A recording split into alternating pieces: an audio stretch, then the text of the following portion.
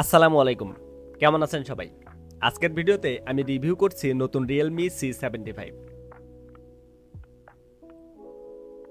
এটি একটি budget friendly smartphone যা দারুণ ফিচার নিয়ে এসেছে। চলুন দেখে নেই এই ফোনটির মধ্যে কি কি রয়েছে। চলুন ভিডিও শুরু করা যাক।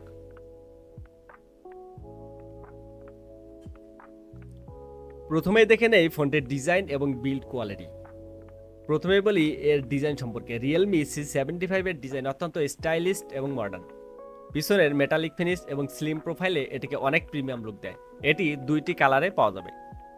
এই ফোনটিতে থাকছে 8 GB RAM plus 128 GB ROM. অতএব ফোন মেমোরিতে থাকতেছে আপনার 128 জিবি, এবং আপনি এক্সপান্ড করে 256 জিবি পর্যন্ত করে নিতে পারবেন। মেইন ক্যামেরা হচ্ছে 50 মেগাপিক্সেল এবং ফ্রন্ট ক্যামেরা হচ্ছে 8 মেগাপিক্সেল। আরেকটি দুর্দান্ত ফিচার হচ্ছে এই ফোনে সব থেকে বেশি যেটা মজার ব্যাপার সেটা হচ্ছে 6000 মিলিঅ্যাম্পিয়ারের ব্যাটারি এবং 45 ওয়াট ফাস্ট চার্জিং, যেটা খুব দ্রুত এই ফোনটি চার্জ করে দিতে পারবে এবং অনেক সময় ধরে আপনার ফোনটা চালাতে পারবেন। এটা 4G এবং 5G দুটোই সাপোর্টেড। অ্যামোলেড ডিসপ্লে এবং আলট্রা প্রো গ্লাস থাকবে সামনে। এই ফোনটি দেখানো হচ্ছে ওয়াটারপ্রুফ। পানিতে ভিজলে এবং কি পানিতে ডুবে থাকলেও এই ফোনটির কিচ্ছু হবে না।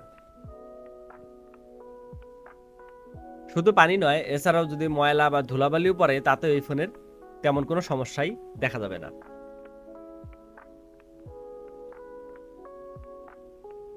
হ্যাঁ, এই ফোনটি নতুন লঞ্চ করেছে রিয়েলমি। 15 ডিসেম্বর 2024 এই ফোনটি লঞ্চ হয়েছে। যারা নতুন ফোন নিতে চান তারা এই সময়ের মধ্যে যদি ফোন নেন তাহলে এই ফোনটি আপনার জন্য বেস্ট চয়েস। যদি বলি প্রাইসের কথা, এই ফোনটির প্রাইস খুবই কম। প্রাইস মাত্র 22,999 টাকা। 22,999 টাকার মধ্যে এত ভালো একটি ফোন পেয়ে যাচ্ছেন।